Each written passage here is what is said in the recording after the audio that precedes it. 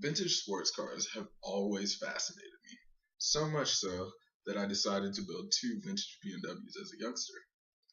Cars from years past are very different than the cars of today.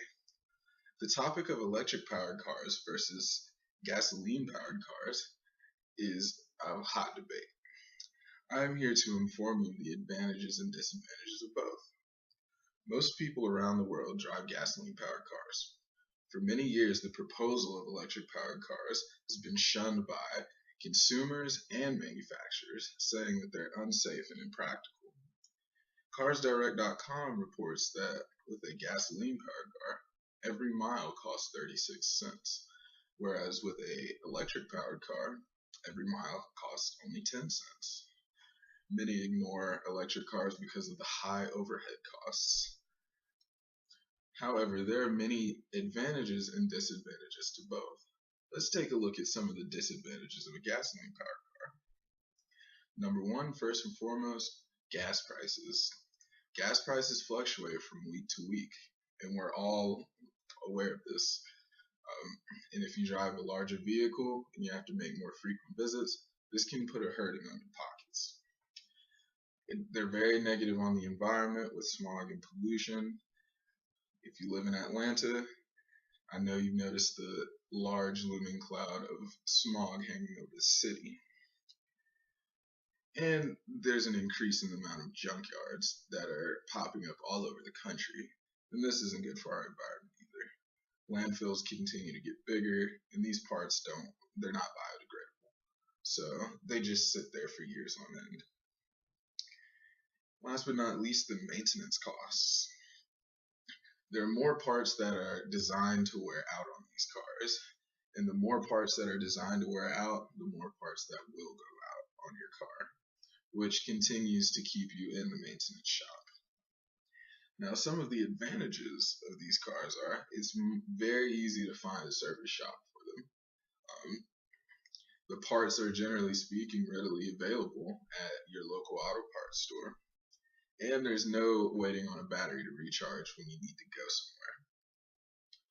Some of the disadvantages of a electric powered car are it's difficult to find service shops for these. Not very many mechanics are trained on how to work on these kinds of cars, especially since they're completely run by computers. Maintenance costs are significantly more. Parts are extremely expensive for these cars, and at times difficult to acquire.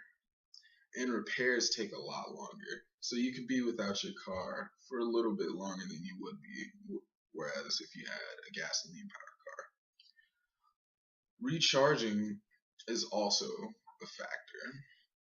Charging only lasts about 300 miles, so long distance travel is difficult. You must wait for the battery to charge, and for high-end models, it can be anywhere from 30 minutes to the lower end models, which takes 8 hours. However, there are many advantages to these electric cars, such as the impact on the environment. They're 100% emissions free, so there's no smog coming out of the exhaust. And they're free of byproduct pollution, so when they're manufactured, there's no smog going into the atmosphere from the factory. They're inexpensive to operate, no gasoline fill-ups, and they require a lot less routine maintenance on them. And these cars are all designed with newer technologies and new materials, so they will not wear out as quickly. They're very durable. So as you can see, there's many advantages and disadvantages to both. To conclude, although gasoline powered cars have dominated the market for almost a century now, electric cars are a taste of change. More people are slowly beginning to make the switch. Technology is becoming more readily available for these cars, and manufacturers are beginning to add them to their lineups. Both of these vehicle types present their advantages and disadvantages, from maintenance costs to availability. When you are ready to buy your next vehicle, I urge you to consider both of these types of vehicles and see which one is better to suit your needs and desires. You might be surprised at which one is better for you.